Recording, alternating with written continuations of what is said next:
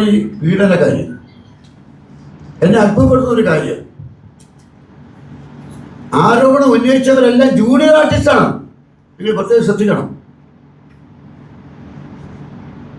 അപ്പം നമ്മുടെ പ്രധാന നമ്മുടെ നടന്മാരെ കുറിച്ച് ആരോപണം ഉന്നയിച്ചിരിക്കുന്നത് മുഴുവനും ജൂനിയർ ആർട്ടിസ്റ്റാണ്. എന്തുകൊണ്ട് ഒരു പ്രധാന നടി ആരോപണം ഉന്നയിച്ചില്ല?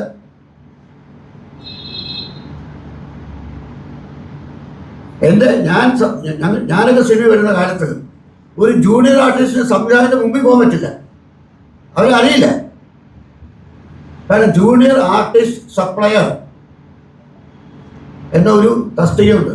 ജൂനിയർ ആർട്ടിസ്റ്റ് സപ്ലയർ പ്രധാന നടികന്മാരെ സംവിധാനം തീരുമാനിക്കും. ചെറിയ വേഷം കിട്ടുന്നവരെ ജൂനിയർ ആർട്ടിസ്റ്റ് സപ്ലയർ കൊണ്ടുവരും. അത് ആ ജൂനിയർ ആർട്ടിസ്റ്റിന് സംവിധാനം കാണുന്നത് സെറ്റിലാണ്, അതിനിപ്പോൾ അവരൊന്നും കാണുകയില്ല.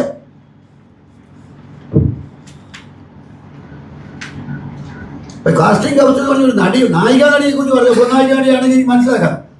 ഈ ജൂനിയർ ആർട്ടിസ്റ്റും കാസ്റ്റിംഗ് കൗച്ചിട്ട് എന്താ ബന്ധം? ഒരു ബന്ധവുമില്ല.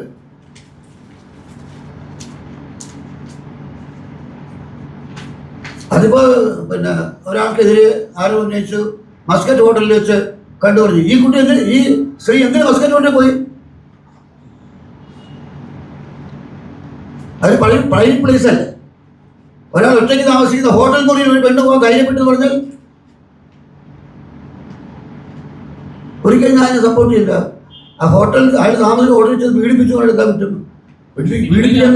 പീഡിപ്പിക്കാൻ സാധ്യതയുള്ള അറിയിട്ടല്ലേ പോയത്.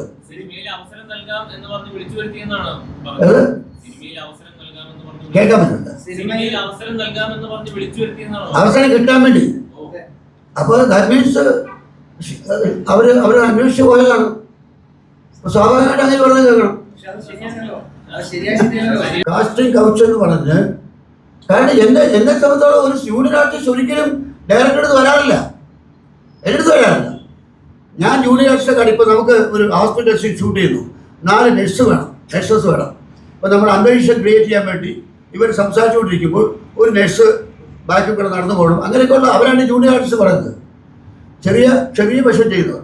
അപ്പം അങ്ങനെ 4 നഴ്സ് വേഷം അഭിനയിക്കാൻ 4 സ്ത്രീകൾ വേണമെന്ന് പറഞ്ഞാൽ ഞാൻ ജൂനിയർ ആർട്ടിസ്റ്റോടെ പറയുന്നത്.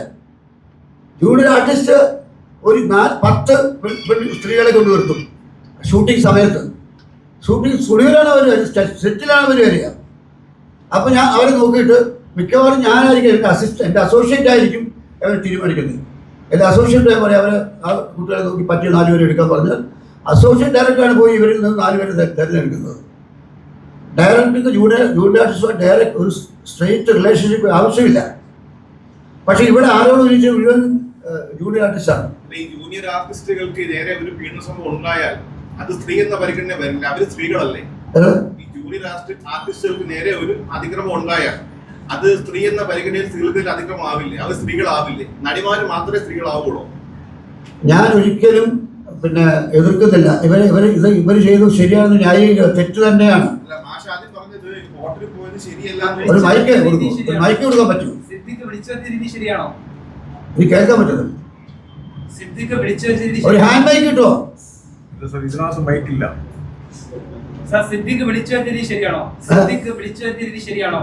സിദ്ദിഖ് വിളിച്ചു വരുത്തിയ രീതി ശരിയാണോ? ഒരിക്കലും അല്ല. ഒരിക്കലും ഞാൻ അതിനൊന്നും സപ്പോർട്ട് ചെയ്യുന്നില്ല. തെറ്റ് ചെയ്യണ്ട, ആരെയും ഞാൻ സപ്പോർട്ട് ചെയ്തില്ല. ഞാൻ പറഞ്ഞ ഒറ്റ വാക്ക്, എന്തുകൊണ്ട് ഈ സ്ത്രീകൾ ആ ബംഗാളികളെ ഒഴിച്ച് ബാക്കി എല്ലാ ജൂനിയർ ആർട്ടിസ്റ്റാണ്. അവരൊരു വലിയ നടിയാണ്, എനിക്കറിയാം. അവരൊരു വലിയ നടിയാണ്. ആ ബംഗാളി നടി മാത്രമാണ് നടി, നമ്മുടെ അറിയപ്പെടുന്ന ഒരു നടി എന്ന് പറയുന്നത്. മറ്റേ ആരോടും ഉന്നയിച്ചിരിക്കുന്ന ജൂനിയർ ആർട്ടിസ്റ്റുകളാണ്. അറിയപ്പെടുന്ന നടി മാത്രമേ ഉള്ളൂ. സാധാരണ സ്ത്രീകൾക്കെതിരെയുള്ള പീഡനം ഉണ്ടായാലും പീഡനമല്ലേ? പീഡനമാണ് പറയുന്നു. പക്ഷെ ഞാൻ ചോദിക്കുന്നത്, ഇവരെന്തിനാ ഈ ഒരു നടനെ അന്വേഷിക്കണം? അവർ സംവിധാനത്താണ് പോകേണ്ടത്. അവരെന്തിനു ചാൻസ് നടനെടുത്ത് പോയി ഞാൻ ചോദിക്കുന്നത്. സിദ്ദിഖ് പടം പ്രൊഡ്യൂസ് ചെയ്യുന്നുണ്ടോ? ഇല്ലല്ലോ. ഉണ്ടോ?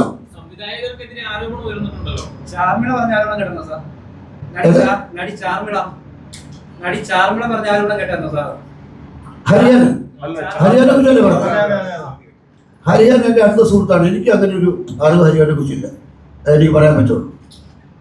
ചാർമിള ഒരു പ്രശസ്ത ആക്ഷൻ ഹീറോയായിട്ട് സ്നേഹത്തിലുണ്ടായിരുന്നു. അയാൾ പോയിട്ട് ആത്മഹത്യയിലൊക്കെ പോയത്. എല്ലാവർക്കും അറിയാം. ഞാൻ പറഞ്ഞല്ലോ, ആരോപണം ഉന്നയിച്ച ഒരു സ്ത്രീകളെ ഞാൻ എതിർക്കുന്നില്ല. പക്ഷെ എനിക്ക് അറിയാൻ വയ്യാത്ത ചില കാര്യങ്ങൾ ചോദിക്കാം. എൻ്റെ കാലത്ത് ഇങ്ങനെയല്ല. കാരണം അഭിനയിക്കാൻ വേണ്ടി നിർമ്മാതാവിനെ സമീപിക്കുന്നത്. എന്നിട്ട് സിദ്ദിഖിന്റെ ചോദിച്ചാൽ ചോദിക്കുന്നത് സിദ്ദിഖ് പണം എടുക്കുന്നുണ്ടോ? പ്രൊഡ്യൂസർ ആയിരുന്നല്ലോ. ഏത് അതേപോലെ ഒരു പാർട്ട്ണർഷിപ്പിൽ പണം എടുത്തിട്ടുണ്ട്. മറ്റേ ഒരു ഫേമസ് പ്രൊഡ്യൂസർ അല്ല, ഈസ് ആൻ ആക്ടർ.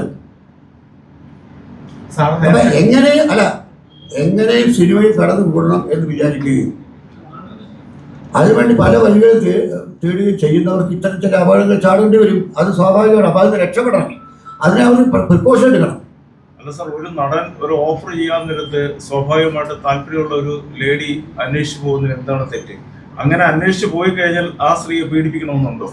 തെറ്റാണ്, സമ്മതിക്കുന്നത്. പക്ഷേ നടന്റെ അടുത്താണ് പോകേണ്ട ചാൻസ്. അതെന്റെ ചോദ്യം. സാധാരണ നേരത്തെ പറഞ്ഞില്ലേ, നടന്മാരിപ്പം ഡയറക്ടർമാരെ സൃഷ്ടിച്ചു തുടങ്ങി. ഒരു നടീനെ സൃഷ്ടിക്കാനാണോ? സിദ്ദിഖ് അതിൽ എത്തിയിട്ടില്ല, ഒരിക്കലും ഇല്ല. സിദ്ദിഖിന്റെ പേരിൽ വന്നോളൂ, വലിയ താരങ്ങളുണ്ടല്ലോ.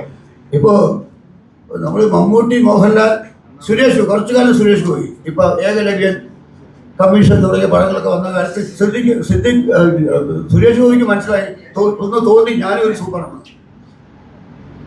അങ്ങനെ 3 സൂപ്പർ സ്റ്റാർസ് ഉണ്ടായിരുന്നു ഒരു കാലഘട്ടത്തിൽ. അത് കഴിഞ്ഞ് പിന്നെ സുരേഷ് ഗോപി പിൻവാങ്ങുകയല്ല, പിന്തള്ളപ്പെട്ടു. അവർ രണ്ടും സൂപ്പർ സ്ഥാനത്ത് നിലയുള്ളൂ. ഞാൻ ചോദിക്കുന്നത്, ഏറ്റവും അധികം അംഗീകാരമുള്ള ഈ താരങ്ങളെ കുറിച്ച് ഏതെങ്കിലും വഴി പരാതി പറയുന്നുണ്ടോ?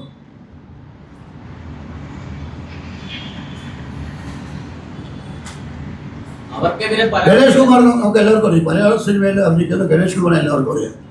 ഗണേഷ് കുമാറിനെ കുറിച്ച് വളരെയധികം ആരോപണങ്ങൾ കേട്ടിട്ടുണ്ട്. പക്ഷേ ഈ സമയത്ത് ഏതെങ്കിലും വഴി വന്ന് ഗണേഷ് കുമാറിനെ കുറിച്ച് പരാതി പറയുന്നുണ്ടോ? എന്തുകൊണ്ടില്ല?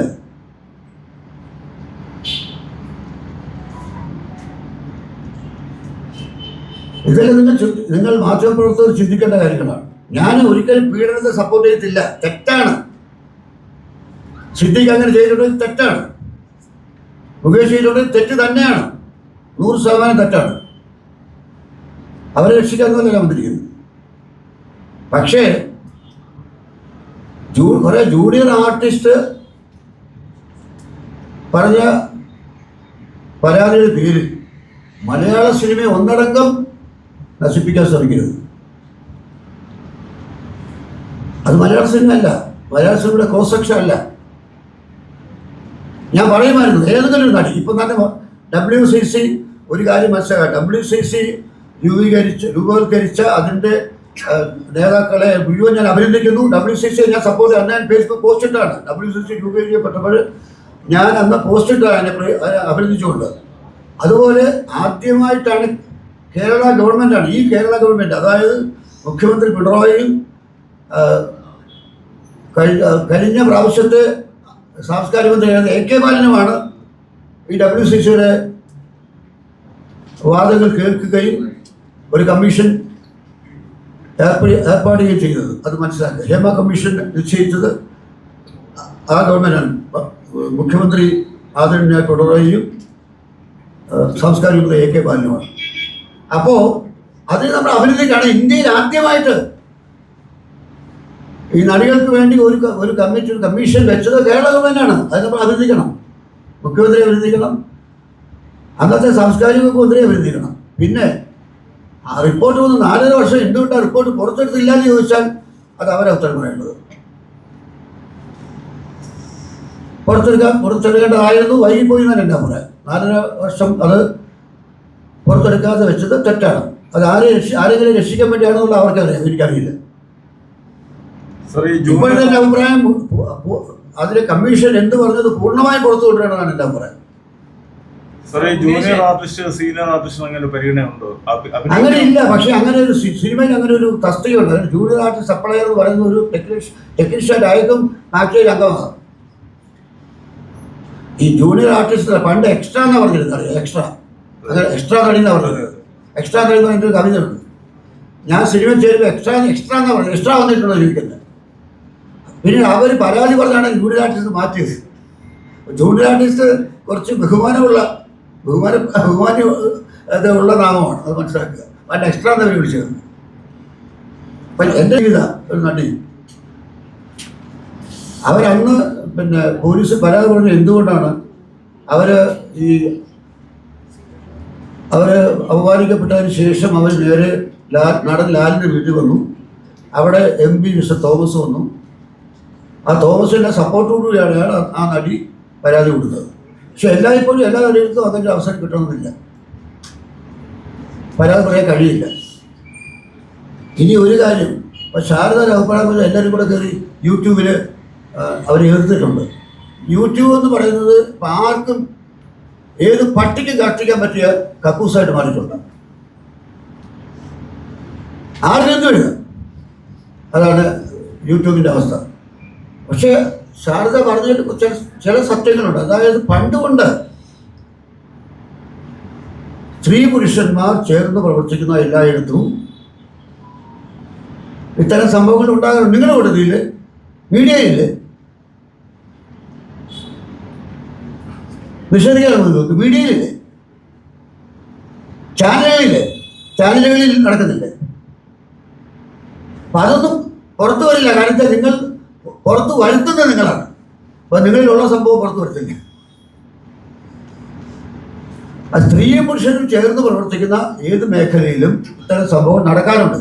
പക്ഷേ സിനിമ മാതകത്വമുള്ള കൂടുതൽ ജനപിന്തുണയുള്ള കലാവേദി ആയതുകൊണ്ട് അതിന് കൂടുതൽ ശ്രദ്ധ കിട്ടുന്നു എന്നുള്ള സത്യം. അപ്പോൾ ഞാൻ പറയുന്നു, ഞാൻ പീഡനത്തെ ന്യായീകരിക്കുന്നില്ല. പിന്നെ ഇതിനൊരു മറുഭാഗം കൂടെ നിങ്ങൾ നോക്കണം. നിങ്ങൾ വിചാരിക്കും പുരുഷ മേധാവിത്വം എന്ന് പറയുന്നത്. പുരുഷ മേധാവിത്വം ഉണ്ട്, ഞാൻ സമ്മതിച്ചിട്ടുണ്ട്. കാരണം ഞാൻ പറഞ്ഞ 90-കൾക്ക് മുമ്പുള്ള കാലഘട്ടം, ഞാനൊക്കെ സജീവമായ കാലഘട്ടത്തിൽ നായകനും നായികയും തമ്മിലുള്ള പ്രതിഫലം വളരെ കുറവായിരുന്നു. വ്യത്യാസം നായകനും നായികയും തമ്മിലുള്ള പ്രതിഫലങ്ങൾക്കിടയിലുള്ള വളരെ ചെറിയ ഒരു വ്യത്യാസം ഉണ്ടായി. ഇപ്പോൾ ഒരാൾ 25,000 രൂപ നായകൻ മേടിച്ചാൽ 15,000 നായിക വായിക്കും. ഇന്ന് 5 കോടി നായകൻ മേടിക്കുമ്പോൾ 10 ലക്ഷം പോലും നായിക കിട്ടുന്നില്ല. അത്ര വ്യത്യാസം വന്നാൽ പുരുഷ മേധാവിത്വം അവിടെയാണ് വന്നത്.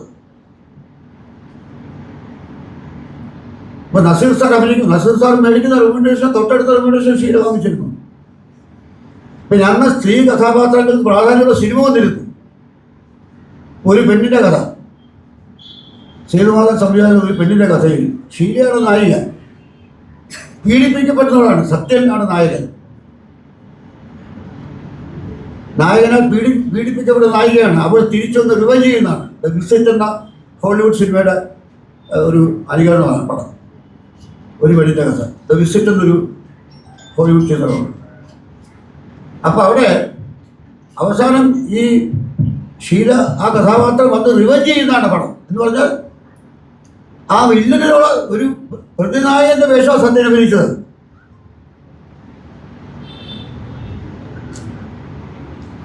ആ ചിത്രത്തിൽ ഉയർന്നു നിൽക്കുന്ന ഷീലയാണ്. മോഹൻലാലും മമ്മൂട്ടിയും സൂപ്പർ താരങ്ങളായതിനു ശേഷം ഒരാൾ മെഗയാണ് കേട്ടോ, തെറ്റിപ്പോയി. ഒരാൾ മെഗ, ഒരാൾ സൂപ്പർ മെഗ വന്നതിന് ശേഷം ഏതെങ്കിലും നായികയ്ക്ക് നായകനെ തോൽപ്പിക്കുന്ന കഥാപാത്രം അഭിനയിക്കാൻ സാധിച്ചിട്ടുണ്ടോ മലയാളത്തിൽ? ഈ സത്യൻ മാസ്റ്റർ അഭിനയിച്ച അതുപോലെ കഥാപാത്രം, അതായത് നായകനൊരു സ്ത്രീയെ പീഡിപ്പിക്കുന്നു. ആ പീഡിപ്പിക്കുന്ന സ്ത്രീ നാട് വിട്ടുപോയി തിരിച്ചൊരു വലിയ ധനാഢ്യയായി തിരിച്ചു വരുന്നു.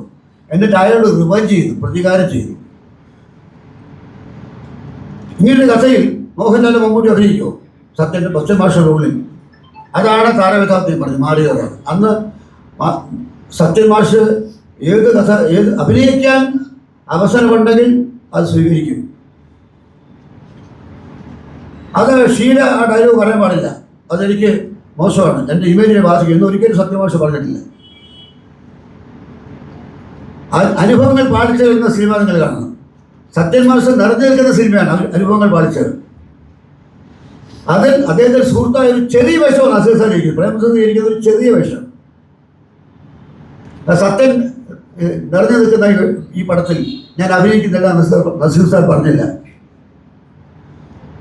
അന്നവർ സംവിധായകനും നിർമ്മാതാവും പറഞ്ഞത് വിശ്വസിച്ചു, അവരെ അനുസരിച്ചു. ഇന്ന് അങ്ങനെയല്ല. ഇന്നിപ്പോൾ പുതിയ ഒരു കാലം വന്നിട്ടുണ്ട്. അത് വേറെ. ഇപ്പം ബേസിൽ ജോസഫോ ടോമിനോ തോമസോ അങ്ങനെയൊക്കെയുള്ള നടന്മാർ കുറെ വ്യത്യസ്തരാണ്. പുതിയ തലമുറ മാറിയിട്ടുള്ള എൻ്റെ വിശ്വാസം. കാരണം അങ്ങനെയുള്ളൊരു ഒരു പീഡന കഥകളൊന്നും ഇപ്പം കേൾക്കുന്നില്ല. പക്ഷേ ഈ ഞാൻ പറയുന്നത്, സംവിധായകരെ ഞങ്ങൾ തീരുമാനിക്കുമെന്ന് താരങ്ങൾ പറഞ്ഞ ഒരു കാലഘട്ടം, അതവർ നടപ്പിലാക്കിയ കാലഘട്ടത്തെ വേണമെങ്കിൽ പവർ ഗ്രൂപ്പൊന്ന് വിളിക്കാം. പവർ ഗ്രൂപ്പിൻ്റെ കാര്യം അവർ സംവിധാനം തീരുമാനിച്ചു. അവർ സംവിധാനം ചെയ്യുന്ന അവർ തീരുമാനിക്കുന്ന സംവിധാനം കൊടുത്ത് ശ്രീവാദന്യെ കൊണ്ട് ഉൾപ്പെടെയില്ല. കാരണം ഞങ്ങൾ അച്ചടക്കത്തിൽ വിശ്വസിക്കുന്നവരാണ്. സംവിധാനമാണ് വലുതെന്ന് വിശ്വസിക്കുന്നവരാണ്. അപ്പോൾ എന്നെ സംബന്ധിച്ച ഒരൊറ്റ ചോദ്യം, ഇപ്പം നമ്മൾ WCC എന്ന സംഘടനയുടെ WCC പെട്ട 2-3 നടികളോടൊപ്പം അഭിനയിച്ചിട്ടുണ്ട് നമ്മുടെ സൂപ്പർ താരങ്ങൾ. അവരാരെങ്കിലും പരാതി പറഞ്ഞിട്ടുണ്ടോ? സ്ത്രീ പീഡന പരാതി പറഞ്ഞിട്ടുണ്ടോ?